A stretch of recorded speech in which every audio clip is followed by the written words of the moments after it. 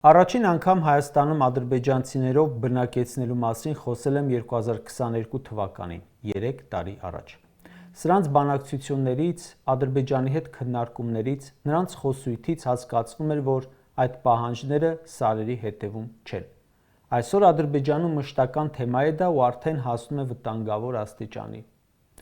Իր հետ Գերմանիա տարած իշխանական կուսակցական լրատվամիջոցների հետ հարցազրույցում Նիկոլն ասում է, Ադրբեջանին առաջարկել է միասին ճանապարհային քարտեզ մշակել ու զուգահեռաբար փակել Լեռնային Ղարաբաղի հայերի վերադարձի եւ այսպես կոչված Արևմտյան Ադրբեջանի թեմաները։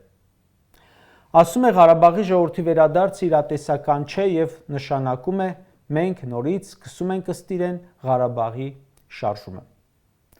Սա լեգիտիմացնում է ադրբեջանական վտանգավոր թեզը եւ հավասարության մեջ դնում անհամատեղելի։ Հայաստանի Հանրապետության երկրորդ նախագահ այս թեմայի վերաբերյալ վերջերս ասում էր. երբ Ադրբեջանը խոսում է Հայաստան այսպես կոչված փախստականների վերադարձի մասին, դա համադրելի է Բաքու, Սումգայիթ, Կիրովաբադ հայերի վերադարձի թեմային։ Արցախ ու Ադրբեջան վերադարձի հարցերը այլ են։ Եթե Նիկոլն ուզում է փակել այսպես կոչված Արևմտյան Ադրբեջանի թեման, ուրեմն պետք է ասի եկեք մենք չխոսենք հայերի Կիրովաբադ, Բաքու, Սումգայիթ վերադարձից, դուք էլ ադրբեջանցիների Հայաստան գալուց։